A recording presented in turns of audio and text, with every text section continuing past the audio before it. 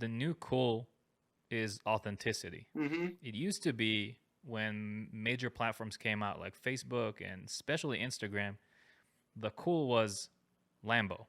The cool was, yeah, Yeah. watch my rental car behind me that I'm gonna take a picture against the sunset of Malibu and take, everybody thinks I have a great life, right? And just extrapolate that on everything, right?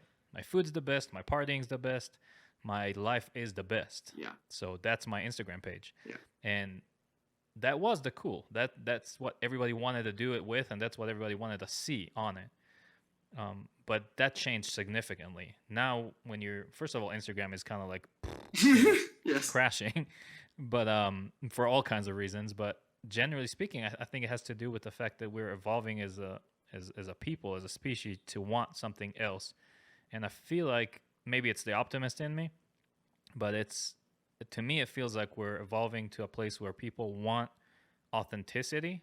They're not sure yet that they want to give it, but they definitely want to consume it. Yes. And slowly, more and more people realize the power of authenticity, which means here's me, real me, the truthful me, and how much value does it give to you? And obviously, we're consuming it. You're a perfect example of it. What do you think about that? Yeah.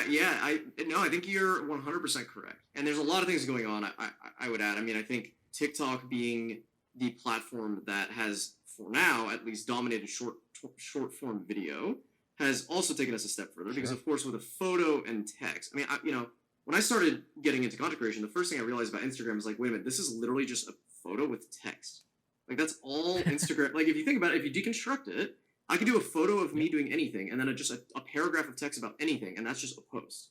Like, it doesn't have to go together.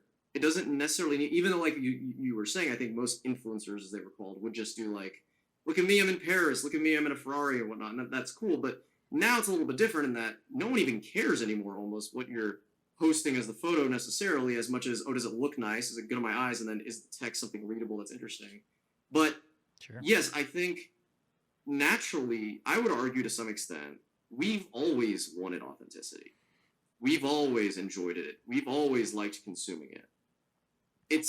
What's changed, in my opinion, is the platform's ability to give people authenticity, and the form in which the authenticity comes has changed.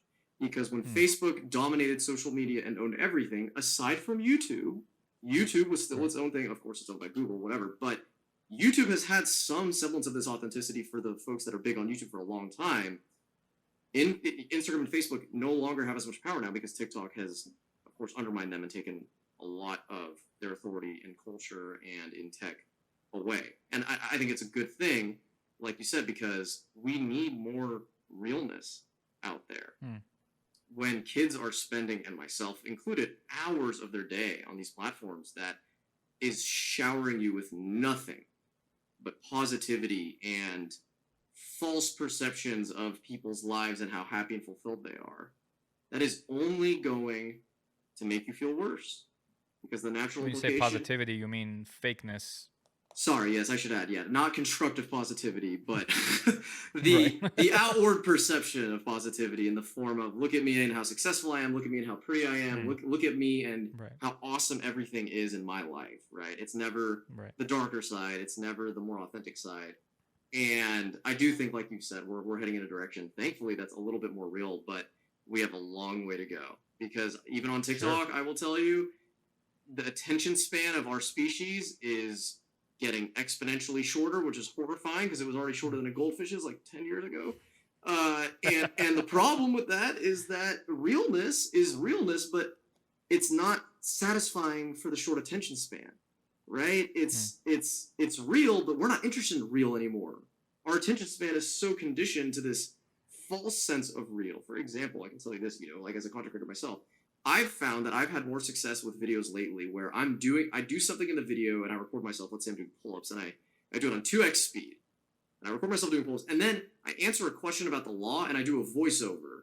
So, it has nothing to do with me doing pull-ups, right? But I'm answering the question like, here's what it is to be a senior partner, et cetera, et cetera. And those videos just do better because I'm legitimately overstimulating the consumer's brain, right? Because me talking like this is no longer enough to captivate someone who is so used to all of the content hitting their eyeballs at least on TikTok. And maybe this will change over time. Right. I hope it will, but Lord, I don't even know, because it's evolving by the month, and it seems to be going in a direction of overstimulation becoming the norm, which Right. has a whole set of its own Not problems good. that I won't get into. Yeah, exactly. But I do think the authenticity point that you made is a good one, and I do think it's increasing.